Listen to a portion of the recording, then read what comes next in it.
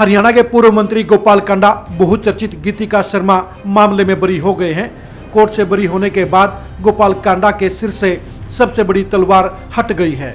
अगर इस मामले में गोपाल कांडा दोषी करार दे दिए जाते तो उनका पॉलिटिकल करियर तबाह हो जाता और सामाजिक रूप से वो डिफाल्टर हो जाते। गोपाल कांडा के इस मामले में बचाने की इनसाइड स्टोरी के बारे में आज हम आपको बताते हैं। गीतिका शर्मा ने 5 अगस्त 2012 को दिल्ली में अपने घर पर फंदा लगाकर खुदकुशी कर ली थी। पुलिस ने गीतिका की मां अनुराधा शर्मा की शिकायत पर गोपाल कांडा, उनकी कंपनी की कर्मचारी अरुणा चड्ढा और कांडा के बेहद नज़दीकी चंद स्वरूप नामक व्यक्ति पर केस दर्ज किया था। इस मामले के चलते गोपाल कांडा को भूपेंद्र हुड्डा सरकार से मंत्री पद छोड़ना पड़ा था। गोपाल कांडा के लिए ये केस बेहद संगीन हो गया था, क्योंकि इस केस के चलते उनका सब कुछ दांव पर लग गया था। हम आपको बता दें, इस मामले में सुसाइड करने से पहले गीतिका शर्मा ने एक सुसाइड नोट भी लिखा था, जिसमें ये लिखा गया था कि मैं अपने आप को ख़त्म कर रही हूँ, मेरा विश्वास टूट गया है, मेरे साथ धोखा किया गया, मेरी मौत के लिए गोपाल कांडा और अरुणा चड्ढा जिम्मेदार हैं।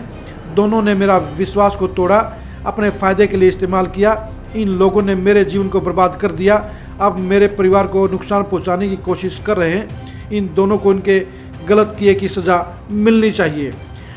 गोपाल कांडा इस मामले में घिर गए थे और 2019 में सिरसा से एमएलए बनने के बाद मंत्री बनने का उनका सपना भी गीतिका शर्मा केस के कारण ही छिन भिन्न हो गया था, क्योंकि दिल्ली फ्लाइट में पहुंचने के बाद बीजेपी नेता उमा भारती ने गोपाल कांडा को गीतिका शर्मा केस में घेरते हुए सवालिया निशान खड़ा कर दिया था, जिसके चलते गोपाल कांडा मंत्री बनने से मरहूम हो गए थे।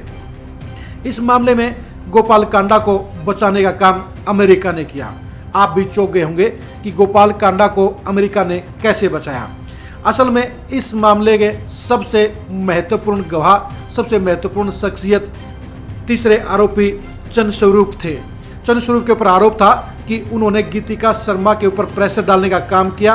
उन्होंने दुबई की नौकरी गोपाल कांडा से कहकर छुड़ाने का काम किया और गोपाल कांडा के कहने पर वो पैसे वापस लौटाने के लिए प्रेशर डाल रहे थे। चंद स्वरूप सरकारी गवाह बन गया था और उन्होंने जज के सामने भी इस बात की कबूलनामा किया था, बयान दिया था कि गोपाल कांडा के कहने से उन्होंने गीतिका शर्मा के ऊपर प्रेशर डालने का काम किया था। लेकिन जब गवाही की बारी आई तो गवाही के टाइम में अचानक ही चंद स्वरूप के बारे में अलग ही कहानी सामने आई। असल में केस में तीसरा आरोपी चंद स्वरूप सरकारी गवाह बनने को राजी हो गया। जब कोर्ट में गवाही देने की बारी आई तो पता चला कि चंद स्वरूप अमेरिका में बच चुका है। कोर्ट ने 7 मई 2013 को उसे भगोड़ा घोषित कर दिया। ऐसे में उसके द्वारा मजिस्ट्रेट के समक्ष गोपाल कांडा के खिलाफ दिया गया बयान एविडेंस एक्ट के तहत अमान्य हो गया। यानी अगर चंद स्वरूप आकर गवाही दे जाते तो गोपाल कांडा का बचना मुमकिन नहीं था। इस केस की सारी दारोमदार, इस केस की सारे के सारी फाइंडिंग पूरी तौर से चंद स्वरूप के ऊपर ही टिकी हुई थी, क्योंकि उन्होंने मजिस्ट्रेट के सामने भी गोपाल कांडा के खिलाफ बयान दे दिया था। अगर चंद स्वरूप हम इंडिया में होते और गोपाल कांडा के खिलाफ गवाही दे देते तो गोपाल कांडा किसी भी सूरत में नहीं बच सकते थे। ऐसे में सवाल ये उठता है कि चंद स्वरूप अमेरिका में सेटल क्यों हो गए।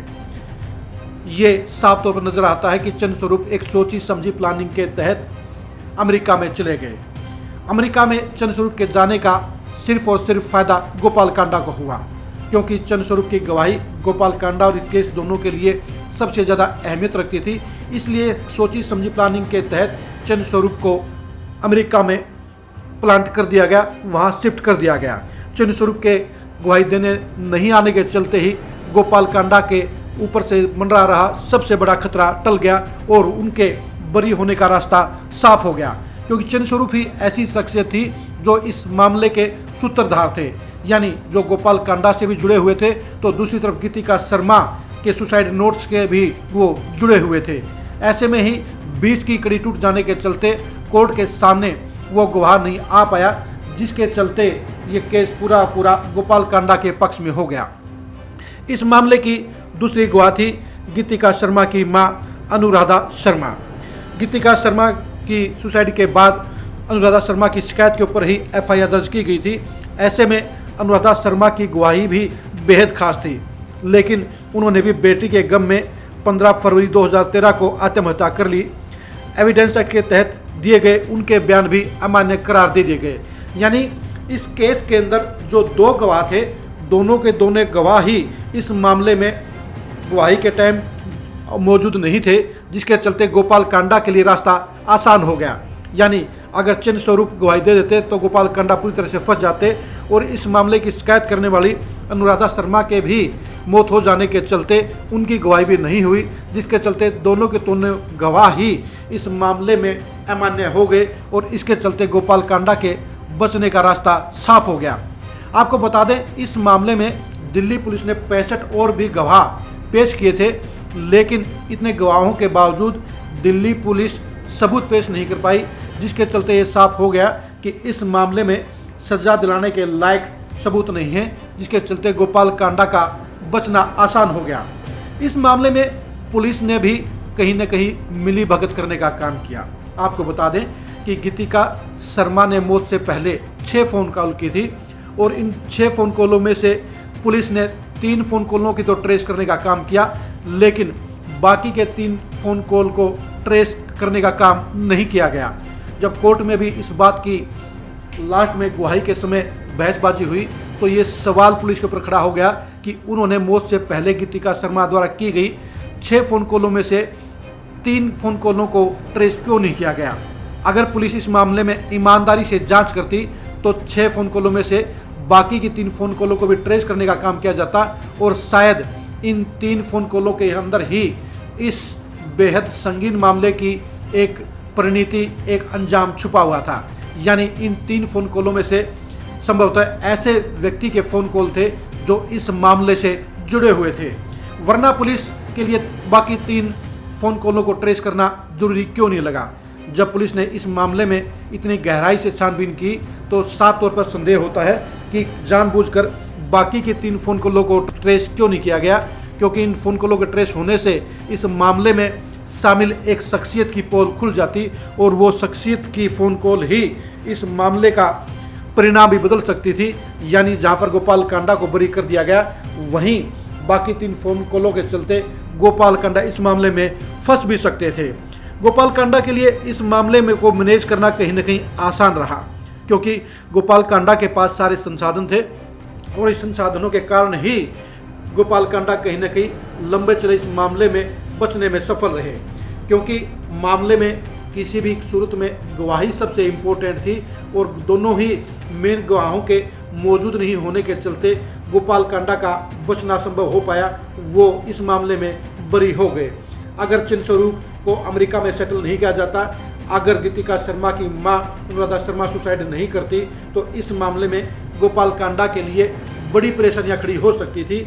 लेकिन गोपाल कांडा की शख्सियत ही मैनेजमेंट का नाम है और कहीं ना कहीं मैनेजमेंट के जरिए ही गोपाल कांडा के लिए बचने का रास्ता साफ हो गया। जहां चंद स्वरूप के अमेरिका जाने के चलते वो बोगड़ा घोषित हो गए, वहीं अनुराधा शर्मा की मौत के चलते भी दूसरे गवाह की अनुपस्थिति हो गई। यानी पूरी तरह से इस मामले में पुलिस के अनदेखे रवैये के चलते, चंद स्वरूप के अमेरिका सेटल हो जाने के चलते और अनुराधा शर्मा की मौत के चलते ही गोपाल कांडा गीतिका शर्मा के मामले में बरी हो गए हैं। गीतिका शर्मा मामले में बरी होने के बाद अब गोपाल कांडा के सियासी वजूद पर छाया हुआ कोहरा छट गया है और अब वो पूरे दमखम के साथ हरियाणा की पॉलिटिक्स में एक्टिव होते हुए नजर आएंगे। गीतिका शर्मा कांड के कलंक के कारण ही गोपाल कांडा हरियाणा के पॉलिटिक्स में वो मुकाम हासिल नहीं कर पाए जो वो चाह रहे थे। अपनी पार्टी हरियाणा लोकहित पार्टी को वो हरियाणा में एक डिसाइडिंग फैक्टर बनाना चाहते थे, लेकिन गीतिका शर्मा मौत के मामले में घिर जाने के चलते उनको सिर्फ सिरसा में ही सिमट कर रह जाना पड़ा था और उनके पॉलिटिकल करियर को बड़ा झटका लगा था। अब गीतिका शर्मा मामले में बरी हो जाने के चलते 2024 के चुनाव में गोपाल कांडा एक बड़ी भूमिका में नजर आ सकते हैं। अब गोपाल कांडा गीतिका शर्मा के इस कलंक से बरी हो गए हैं, अब वो हरियाणा के पॉलिटिक्स में बड़ी भूमिका निभाते हुए नजर आएंगे। गोपाल कांडा की भविष्य की सियासत को लेकर आप लगातार खरी खरी न्यूज़ के साथ जुड़े रहिए। आप हमारे फेसबुक पेज को लाइक कीजिए और यूट्यूब चैनल को सब्सक्राइब कीजिए। नमस्कार।